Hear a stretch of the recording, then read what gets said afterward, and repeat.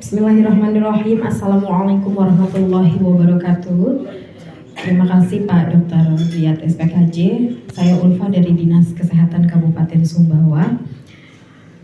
Waktu itu kita sudah pelatihan jiwa dan nafsa juga ya dok, yang sama Bapak Kes, tapi lebih teknis, secara teknis. Ini mungkin sedikit saya bisa bertanya sedikit tentang kebijakan.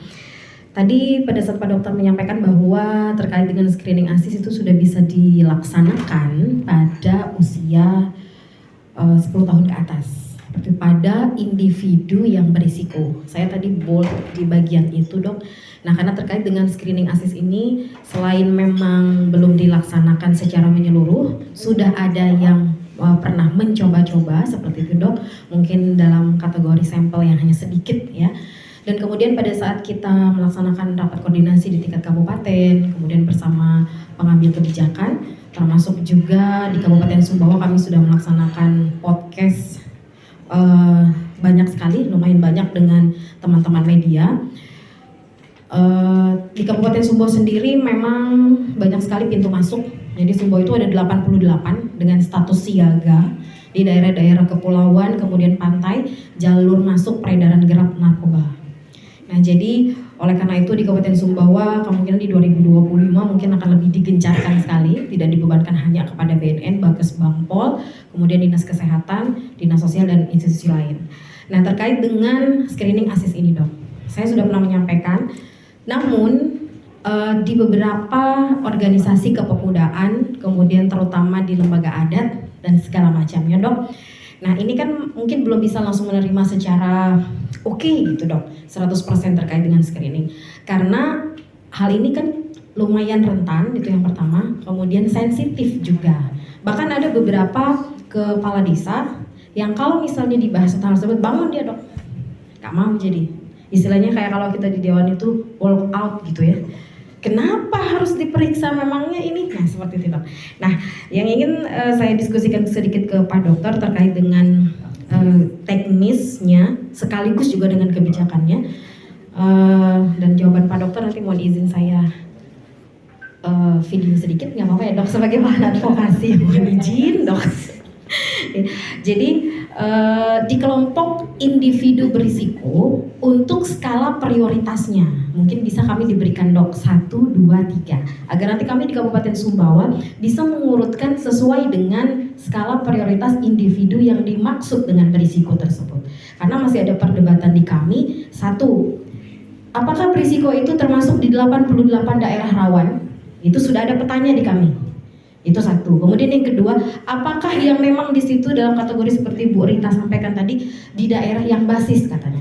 Terus terang kalau di kami, saya tidak menyebutkan wilayahnya, itu kaya-kaya dok bandarnya. Dia sumbang masjid 200 juta dok.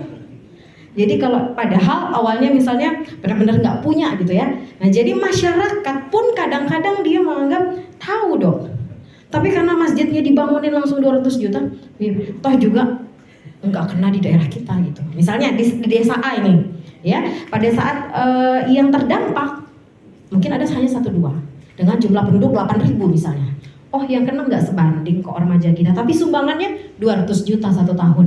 Pada saat sholat tarawih gitu. Apa kan kalau kita di Sumbawa itu ada namanya lu gitu dok. Jadi setiap 1 malam itu ada sumbangan ke masjid. Jadi 5 rumah sumbang berapa gitu dok. 5 rumah sumbang berapa. Nah nanti kalau pas gilirannya ya dalam tanda kutip itu bandar itu ya udah 200 juta gitu dong gitu. Jadi masjidnya langsung bangun megah. Nah dan kegiatan-kegiatan sosial lainnya itu yang menjadi suatu hal yang dilema.